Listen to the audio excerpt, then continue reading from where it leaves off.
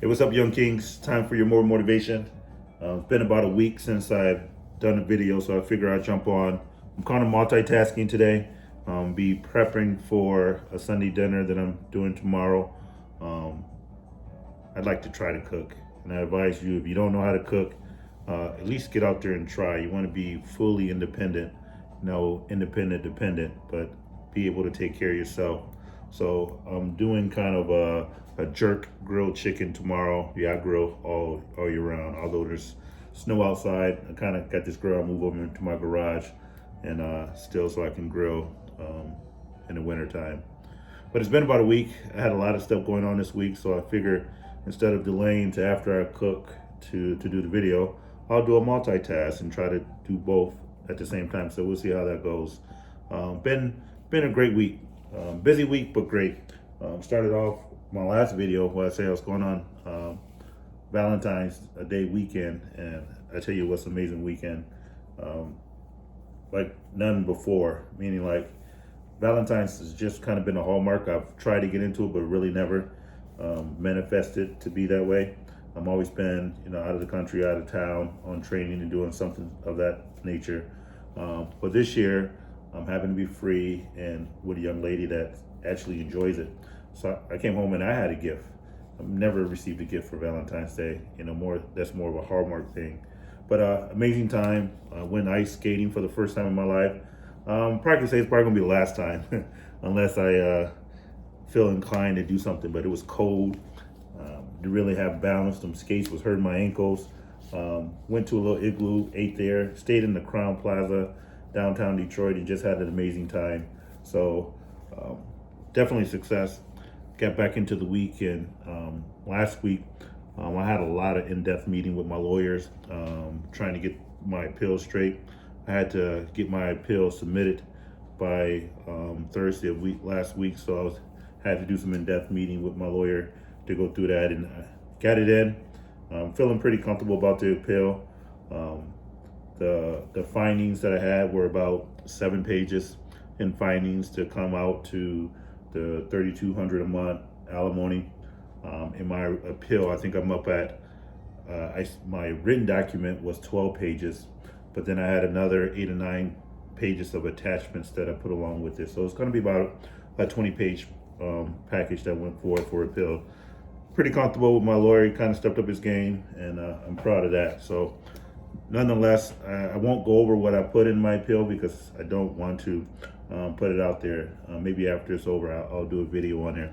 But anyways, as I mentioned, in the kitchen cooking, Chef Drew, doing his thing, at least trying to do his thing. So I'll show you. Doing some jerk chicken. Go over his ingredients, so excuse my camera work. See, that's doing kind of a whole chicken over there. That's kind of spatchcocking it. So when you cut out the spine, you split it open, stuff of that nature. Got my homemade rub. So I know a lot of times you go to the store and you buy the rub that you want. But for me, this last summer, I've been experimenting. I know the flavors I like, so I just kind of blend them together, mix them together, and put things together. Some olive oil, some jerk seasoning, some browning, and some paprika. So what I'm gonna do is jerk chicken, and I'm also gonna do some jerk red potatoes. So try to go over that. So hopefully we'll see how it comes out. I know one of the tricks I've been learning when people are seasoning stuff, they've been wondering if their seasoning is gonna fall off their food and stuff. So what you do, you get some butter. Let me see where it's at. Get some butter right there. Get it to about room temperature. And then you put your seasonings inside that butter and you stir it up.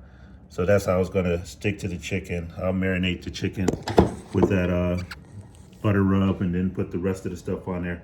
So as the butter, it'll stick to the chicken itself, and then as it melts, it'll actually let everything go down in there. So have a pair of scissors, kind of spatchcock, cut up the tail. So this week, gonna be a very interesting week this week. I've been doing a lot of research, or I've been coming across a lot of things that's been, aligning in my life to things that I've been viewing. If you're on this side of the grave, you probably heard about that movie that came out, the Black Judas, and made me think, because on my last video, or the video before that, I talked about my man KO, who had a friend that turned state and then turned him in. So this is kind of like the thing that's been going on. It's like, you probably need to watch your circle, because there's somebody that's close to you that's capable of betraying you. And that betrayal, I mean, it could be fatal. So as I was talking with my counselor coming back through the weekend, oh, this is a hard one, I'm trying to get it good. But talking with my counselor coming back through the weekend, she was talking about watching and being observant of red flags, because it's the things that you overlook. It'd be the same thing that come back and bite you. If you haven't seen the movie yet, I advise you to go do it just for Black History Month, so you can see the story of Fred Hampton and the betrayal that took place with the guy in the movie. They call him Wild Bill. The betrayal is deep. It is very deep. So, and it's painful. I mean, it's almost it's a hard movie to watch. I mean, I think they did a great job putting it together. But at the same time, it exposes everybody. My mom used to tell me back in the day, everybody you call your friend ain't your friend. So you notice, I'm gonna take a technical pause. I got gloves on. So when you're working with poultry, because of the contamination and stuff like that, one or two things you need to do. You either need to wash your hand frequently, make sure that it doesn't cross-contaminate, or put gloves on, or a combination of both. So in the whole chicken, that's what I did. I cut out the spine, so I can flatten it out to make sure it cooks evenly around. And that's how Judases are. They're like spineless. They don't have a spine there. You'll realize, like in the movie, there's a lot of questionable things that happen. And there's a lot of people, in order for those things to happen, it's got to be like a perfect storm for those things to happen. You got to be self-aware. And then when you're self-aware and you have knowledge yourself, and I'm not saying Fred Hampton wasn't, but I'm saying, like, he was young. He was 21 when all this happened. So I look at me when I was 21. There's a lot of things that I was immature in that I didn't know, that now that I'm 45 has turned around to come back and bite me later down the line. So now I'm just trimming off some of the fat of the chicken. But some of the things that you ignore, the small things, become big things when ignored. So when people say don't sweat the small stuff, hey, that's nothing. I'm telling you, it is something. Start acknowledging those red flags, and then deciding who's for you and who's against you, because when a Judas is in your mix, the side effects could be fatal. And I'm not just talking about death, although when we're talking about the Most High and we talk about Yeshua, as some may call Jesus, it was fatal. But then it was essential for him to become ascend back to the right hand of the Father. When we talk about Fred Hampton, it was fatal, because it took his life, set him up, and just kind of exposed a lot of his hatred that he had. And when you think about it, the people who do this, just as in the movie, it's not that they only hate you; they hate themselves too. And there's a parallel between the Black Judas in there and the Judas to Yeshua. They both end up killing themselves after they realize how much they betrayed someone else. So, two things. One, you need to watch your circle and see who you got close to you. Two, you don't need to be a Judas yourself. So if you can't be a true friend to somebody, then you don't need to be a friend at all. So be mindful of that. Observe your circle and make sure you're managing that properly, so you can deal with it accordingly. Take another technical pause. I'm going to take these gloves off so you can see. I won't take them off yet. I'll take one of them off. Do that so I can grab the camera. Here you go. So, kind of cut the spine out. I don't know if you can see that. Yeah. So then I'll flip it over. And what you want to do is just kind of break the back so it can lay flat. That way it cooks evenly on the grill. Maybe I ought to give me a cooking channel for these kings, Young Kings cooking channel. And I'm gonna do this like that. Let's see if you can hear it. Oh, you probably didn't hear it in there, but I felt the crack. But be mindful of that, of who you got around in your circle, because it's definitely can make or break a relationship. Put some more gloves and put some of this seasoning on here. So last time we finished up, that's about a 10-minute intro. I'm not sure how that's gonna go, or even if I'm gonna upload this video. But anyways, last time we finished off and we were talking about self-awareness in the family. So I got my notes over here. I'll go back and forth. So the next question, and this is the fourth question on becoming self-aware, because we're still in this self-discovery, the battle of self-discovery. And I decided I'm going to wrap this up this week. That'll be 2 full months on this self-discovery. And then we'll go into the next topic. So I might have some back-to-back videos this week to try to get through the last of these questions on self-discovery. So for family, are there certain family members that drain your energy? So when you become self-aware of how you are operating within the scope of your family environment, are there certain family members that are, as soon as you're around them, you notice that your energy is diminished? It's like they're sucking the life out of you. That's something that you need to be aware of too, because they can come and just alter your whole day. You ever been around somebody and you know, as soon as they come, you're like, oh, here comes such and such. Oh, they got a problem. And you know, the ones that with a problem seem to always find a problem too. So they'll continue to drain energy out of you if you're not careful. So you need to be mindful about that. Like, what is your environment reaction when they come into your circle, until they come into the room? Like, I know for a period of time in my life, like I'll get off work and there'll be times that I'll just like, man, I just don't want to go home. I'll just continue driving past the house. And I'm not the only one who does that, you know? So think about, like, have you been in a place where you get to home or you get to someone's house, you just don't want to go in, or you got to be mentally prepared before you go in? You're like, all right, let me just get my stuff together. Let me make sure that, you know, everything is on the up and up, and, you know, before I go in there, because I know it's going to be some mess. And that's the type of thing you need to be aware of, like who is adding value to you, who's draining you, and who's doing those various different things that suck from you. There's the thing, like I used to say, my house used to feel like a hospital. Like for me, every time I go in a hospital, it just seemed like that's where sick people is, and it's like a down attitude, and it's like, it's just so draining and demoralizing to be in there. So it just kind of gets you to that point, like, man. And every time I get in a hospital, like, this may be unique to me, but I get sleepy and tired. I feel like my energy is diminished, and I feel like, wow, you know, like my body is responding to the environment of people are around me. So be mindful of that. Like, if you find yourself being drained and depleted, you know, keep note of that family member that's around when you're doing that, and make sure that you're not the family member that's doing that as well. So are your family draining you? Are they sucking energy out of you? When I was saying that, if you can think, oh yes, such and such, oh, that's my such and such, that's my uncle, that's my aunt. And I tell you this, these family members, it's like, it can come from anyone. You know, it can come from a sibling, it can come from a parent, it can come from a cousin, it could come from a aunt, an uncle, a grandma, someone who has a negative vibe around them. It just seems to follow them around quite a bit. So just be mindful of that. And when you do that, I'm gonna take this off so I can get some more seasoning on there. Be mindful of that. So while I'm doing that, the next question is, did a family member make me smile this week?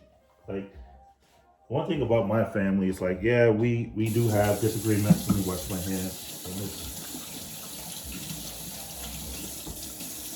The hardest thing about my family is for us to get together.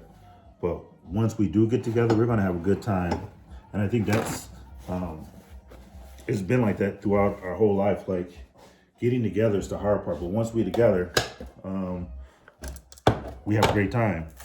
So do a family member make you smile, or are you always at odds with each other? So something to be mindful of when you're going through that family thing. Like, how do you feel when you're with them? I don't know if I like this multitasking. Y'all messing up my flow in the kitchen. I normally be grinding in there. The next one is like, so we got through that question. Has a family member made you smile? And you probably want to ask the opposite. When's the last time you argued with the family member? And I want to be careful on these videos. So I'm not saying as soon as you identify a red flag or as soon as you have a disagreement with a family member, this and that this is a cutoff culture. I understand that. But that's not what I'm advocating for you to cut everybody off. I'm just advocating for you to assess how do they impact your mental health.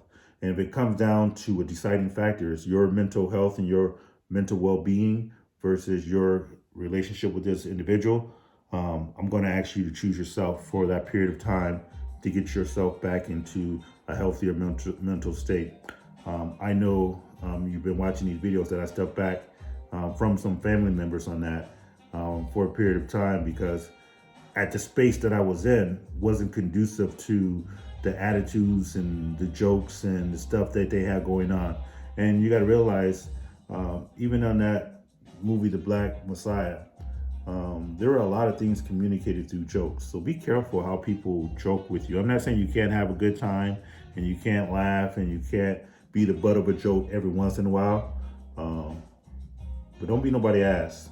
Don't let people continue to have you as their joke in the form of words attacking who you are as a person. So that's how it is with those Judases. I'm not accusing anybody in my family of being a Judas. I'm just saying, like, I'm trying to teach you how to acknowledge it. The person they're betraying will be the person that's on their purpose and that's on their grind and that's dedicated to doing something. And the betrayer is always doing less than the betrayed. Think about that. It's an element of envy, there's an element of jealousy, there's an element of if he's doing that, then I should be able to do that. So it's like everybody's comparing themselves to you. So if you're on purpose and you're on task, you got to be mindful of those people who are around you as well, because the fact that you're on purpose on task, some people think they're just as good, if not better than you, and they deserve to be there more than you. And then they'll start putting things in play. They'll start joking with you. Oh, you think you such and such because you did this. Like, even your accomplishments will start to come out in the form of a joke, and they'll start to put you down. Oh, you think you're smart because you went to college. Oh, you think you're the man because you went and flew helicopters. Oh, you think you know it all because you did A, B, and C. So their attacks on you will be something about that you accomplished, or that you're about ready to accomplish, or you think you're doing this because you're about to go do that. And you'll start to realize. So those are red flags for you to start realizing when people joke with you, especially about a dream, a goal, or something you shared with someone, or that you shared with them and they knew that it meant a lot to you.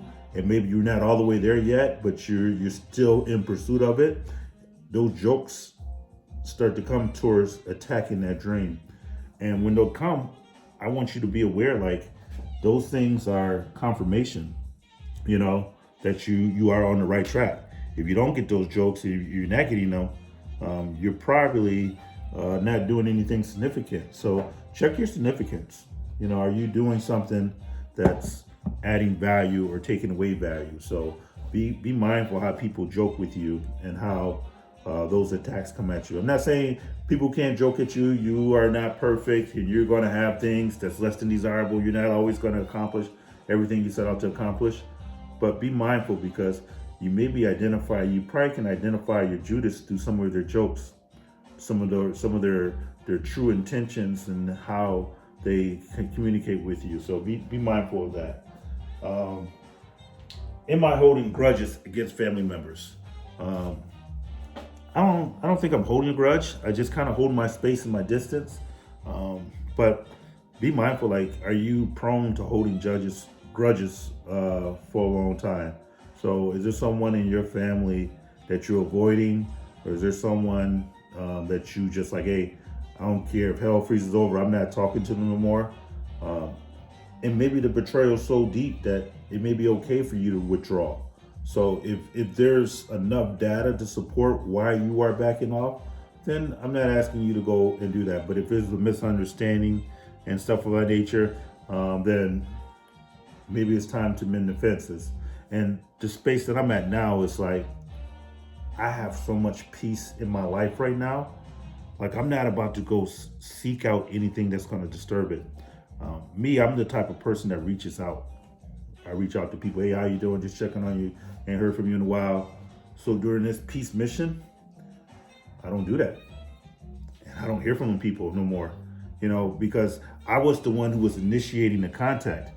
And they were recipients of who I am and stuff of that nature. So now that it's not like I'm holding grudges against anybody, but now I'm just not initiating the contact with as many people as I used to. I have a select circle that is in the end that I still have my nucleus of people that's encouraging, supportive, and stuff of that nature. And you're always going to have that, or you need to have that. But if you're the one that's always reaching out to people, checking on them, stop it. Stop doing that and invest in yourself. This is not an anti-family thing. This is an anti-dysfunctional family thing. So the ideal is not for you to cut off a family member or stuff of that nature. The ideal is for you to be self-aware of how that family and that environment, that culture is making you feel. And if it's making you feel a certain way, then it's time for you to remove yourself from the element so you can start getting yourself, your foundation straight and solidified and solid and start building. Like, I know when I was going to flight school, there's a lot of people that were thinking, hey, who you think you're white? You already have a degree. Why are you trying to do? You're doing too much. You're trying to do the most. And the same people that were against or not for me while I was doing it, when I graduated, they were the same people, oh, I knew you could do it. I have faith in you. I was riding with you the whole way. It's like, no. So when you need people the most, sometimes they'll be there for you the least. But that shouldn't be an indictment for you to for you to stop what you're doing. So continue to march on there, but I'm not asking you to hold a grudge. Just assess. Like, is this an environment that's feeding me or is it draining me? Is it one that, I would say forgiveness is essential. And forgiveness doesn't mean you forget. It doesn't mean like, all right, you let things slide, because you got to be mindful. You got to keep track of how they are maneuvering. If they're maneuvering in a way that's not conducive to you, you can forgive them, but without, being close by them. As my boy Eric used to say, sometimes you got to love people with a long handle spoon, meaning that you don't need to be close to them. You need to get a distance, like, hey, here's the food, but take it from over there. I'm gonna be over here. I just want to make sure I say hi and everything. So that long handle spoon sometimes may be your key ingredient to where you're not holding grudges and you can forgive. Because as it talks about in the Bible, it's like forgiveness is more for you than it is the other person. It's to free yourself from side effects and having a bad attitude and stuff of that nature. It's like hate or bitterness. It's like drinking poison yourself and expecting the other person to die. So don't be poisoning yourself. Forgive people and then deal with them accordingly to the information they share with you. So this video is coming up on 25 minutes. I was trying to cook and do stuff at the same time. So I'm gonna see if I have to go back in there afterwards and finish it up. See, I just kind of put the butter in there. That's what I'm saying. You put your seasoning on top of the butter, and then you can mash that around, and it'll start looking something like this. So then as I marinate it overnight, this is going in the fridge overnight. I'll start make sure that when I pull it out in the morning. So when you pull it out in the morning, you don't want to pull your food straight out the refrigerator and put it on your grill or on the stove. Especially meat, when you come to poultry like chicken, or even if you're doing a steak, you want to get it to room temperature. So pull it out in the morning, or an hour, 2 hours, however long it takes your food to get to room temperature. And the reason you do that is so it can cook evenly throughout. If you pull it straight out of the refrigerator, and you put it on the grill, now you got a portion of your meat on the outside that's going to be cooking, and it's going to be done, but the inside's still going to be cold. So if you get it room temperature, you manage that, you can flip it, and you can do whatever you see fit. So with that being stated, young king, I had to get back in this kitchen and do what I do. Chef Drew is going to be doing this prep work. The key is prep. Prep is everything, not only in cooking, but in life and goals. Your prep work is essential. What you do behind the scenes before you get started will determine how far you go. So be well, young kings.